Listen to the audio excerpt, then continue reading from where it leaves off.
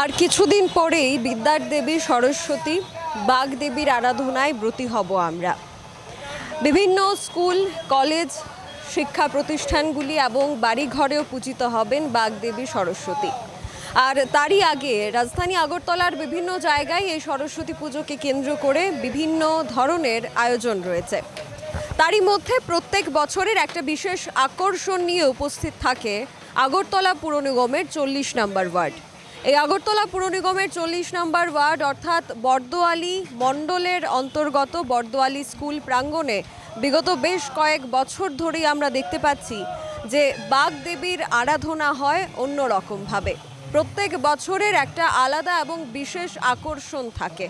এবছরের আকর্ষণ ঠিক একই রকম রয়েছে, অর্থাৎ উচ্চতার নিরিখে সর্বোচ্চ প্রতিমা তৈরির লক্ষ্যে তারা তাদের কাজ শুরু করে দিয়েছেন। আমার পেছনেই আপনারা দেখতে পাচ্ছেন যে বাগদেবী সরস্বতীর সেই বিশাল আকৃতির সেই প্রতিমা রয়েছে এবং সেই প্রতিমা তৈরির কাজে যারা শিল্পীরা রয়েছেন তারা প্রত্যেকেই ব্যস্ত। তাদের নিপুণ হাতে এই প্রতিমা তৈরির কাজ, প্রতিমা গড়ার কাজ কিন্তু তারা করছেন। এবং যারা মৃৎশিল্পী আছেন বা অন্যান্য এই যে পুরো মণ্ডপ তৈরি করতে যারা বিভিন্ন শিল্পীরা আছেন তাদের কাজ আপনারা দেখতেই পাচ্ছেন যে কিভাবে তাদের কাজ তারা সম্পন্ন করছেন। প্রতিমার আকার ইতিমধ্যেই দেওয়া হয়ে গেছে। একজন শিল্পী আমাদের সাথে রয়েছেন, ওনার সাথে একটু কথা বলবো। আপনার নাম? তারক পাল।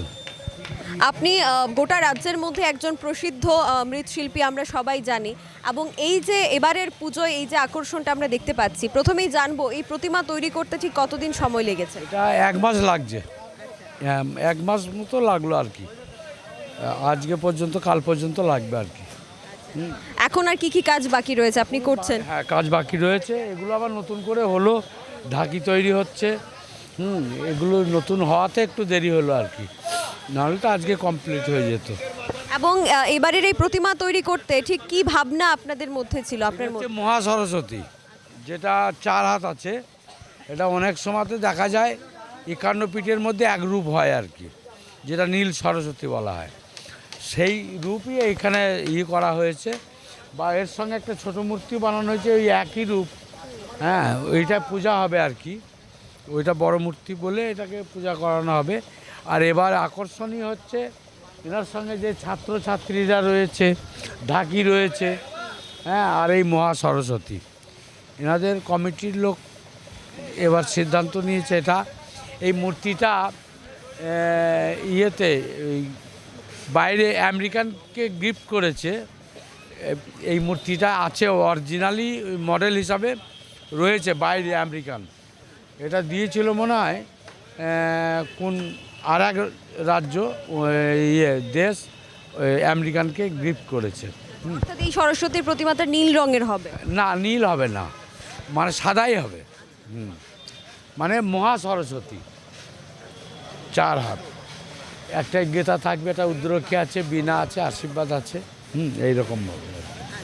আর যে কটা কাজ বাকি রয়েছে আজকের কালকের মধ্যে? আজকের মধ্যে মোটামুটি কমপ্লিট, আজকে কমপ্লিট। এই যে মূর্তির উচ্চতাটা কতটুকু? হ্যাঁ, 40 ফুট। একেবারে আপনারা শুনলেন সম্পূর্ণ কাজের বিবরণ। 40 ফুট উচ্চতার বাগদেবীর প্রতিমা, এবং এই প্রতিমার একটা বিশেষ আকর্ষণ হচ্ছে মহা সরস্বতী। 4 হাত রয়েছে সরস্বতীর বাগদেবীর, এবং সেই মহা সরস্বতীর যে প্রতিমা সেটা তৈরি হয়েছে। আরও বেশ কিছু কাজ বাকি রয়েছে, এবং আমরা যদি আপনাদেরকে দেখাই যে মায়ের প্রতিমার ঠিক সামনেই কিন্তু আমরা জানি যে স্কুল পড়ুয়া ছাত্রছাত্রীরা, অর্থাৎ যারা পড়াশোনা করছে, তাদের কাছে সরস্বতী পুজোটা একটা অন্য রকমের। এবং সেই ছাত্রছাত্রীদেরও কিন্তু একটা অবয়ব তৈরি করা হয়েছে, এবং এমনভাবে এটাকে তৈরি করা হচ্ছে যে ছাত্রছাত্রীরাই মাকে আরাধনা করছে, এবং ছাত্রছাত্রীরা মাকে নিয়ে এসেছে বিভিন্ন স্কুলে। যেটা আমরা দেখতে পাই যে পুজোর আগের দিন সেখানে প্রতিমা নিয়ে আসা হয়, এবং সেই প্রতিমা নিয়ে আসার কাজটাই কিন্তু হয়েছে এখানে। তাদেরও ছবি রয়েছে। আমরা এবার মণ্ডলের যারা নেতৃত্বরা রয়েছেন, এই পুজো কমিটির দায়িত্বে যারা রয়েছেন তাদের সাথে কথা বলে আরও বিস্তারিত জেনে নেব। বর্দোয়ালি মণ্ডলের অন্তর্গত যে 40 নম্বর ওয়ার্ড রয়েছে পুর নিগমের, তার অধীন আমরা জানি যে একটা বিশেষ আকর্ষিত বাণী বন্দনা আমরা দেখতে পাই এবং এবারের বাণী বন্দনায় একটা বিশেষ আকর্ষণ তো আপনারা জানেন যে মহা সরস্বতীর পুজো হবে। এবার পুজোর বিষয় নিয়ে এবং এখানে পুজোর পাশাপাশি কিন্তু উদ্বোধনের পর থেকেই মেলা শুরু হয়ে যাচ্ছে, তো সমস্ত বিষয়টা নিয়ে আমরা বিস্তারিতভাবে জেনে নেব। প্রথমত অন্যবারের থেকে এবারের পুজোটা একটু অন্যরকম, ভিন্ন ধরনের মহা সরস্বতী পুজো হতে যাচ্ছে। তো উদ্বোধন থেকে শুরু করে কি কি আয়োজন থাকছে আপনাদের? প্রথমেই তোমাদের সবাইকে নমস্কার। 40 নম্বর ওয়ার্ডের উদ্যোগে এই বছর চতুর্থ বর্ষ 40 ফুট মহা সরস্বতী পুজো এখানে আয়োজন করা হয়েছে। আমাদের 26শে জানুয়ারির দিন মেগা আর্ট প্রতিযোগিতা এখানে হয়ে গেছে। প্রায় 400 ছেলেমেয়েরা এখানে অংশগ্রহণ করেছেন। আমরা বিনা এন্ট্রি ফি ছাড়া আমরা তাদের এই প্রতিযোগিতায় অংশগ্রহণ করেছেন এবং তাদের হাতে আমরা অল্প টিফিনের ব্যবস্থাও রেখেছি। তারপর আমরা 2 তারিখ থেকে মাননীয় মুখ্যমন্ত্রীর হাত ধরে এই পুজোর শুভ সূচনা হবে। ওইখানে 70-এর ঊর্ধ্ব 40 নম্বর ওয়ার্ডের যে মা বোনেরা আছেন, যারা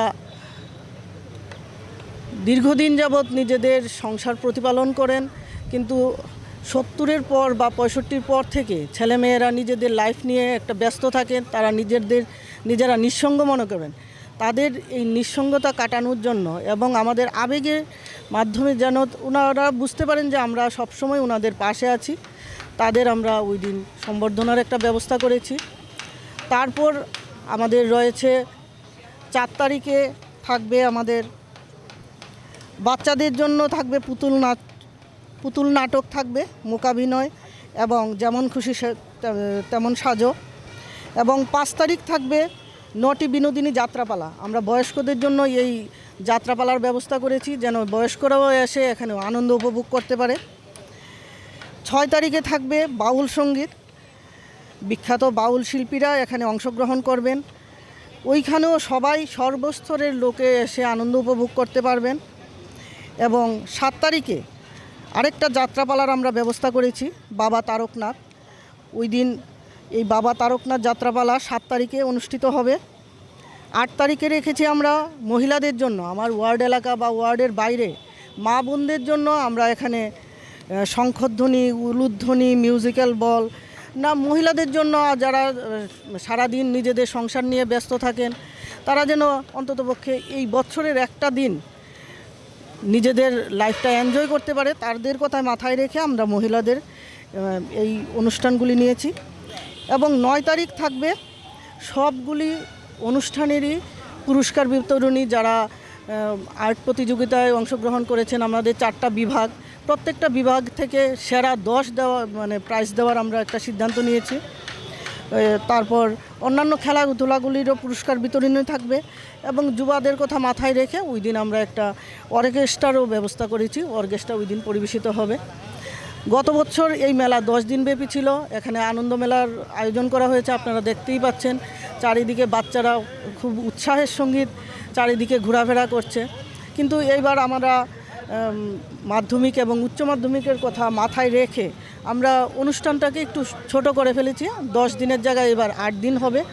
এবং আমাদের যে আওয়াজ সিস্টেম বা মাইক সিস্টেম যেন আমাদের এলাকার বাইরে না যায়, কোনো ছাত্রছাত্রী যেন ডিস্টার্ব না হয়, সেই কথা মাথায় রেখেও আমরা আওয়াজটাকেও একটা সীমিত পরিমাণেই রাখব। এবং এই অনুষ্ঠান যেন সাফল্যমণ্ডিত হয়, সবার কাছে আমি করজোড়ে আবেদন করব, আপনারা এই 8 দিনব্যাপী মেলায় অংশগ্রহণ করুন, আসুন, উপভোগ করুন এবং আমাদের এই যে বিরাট কর্মযজ্ঞ আপনাদের আশায় যেন সাফল্যমণ্ডিত হয়। নমস্কার সবাই। এবং পুজোর যে দিনটা অর্থাৎ 3 তারিখ সোমবার যে পুজোটা হবে, সেই পূজার্চনার সময়টা কি রয়েছে বা অনেকেই রয়েছেন যারা অঞ্জলি নিতে আসেন?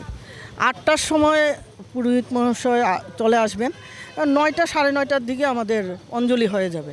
ওই দিন আপনারা জানেন যে 9:49 আমাদের মহাপঞ্চমী ছেড়ে দেবে, তার আগেই আমরা পূজার অঞ্জলিটা হয়ে যাবে।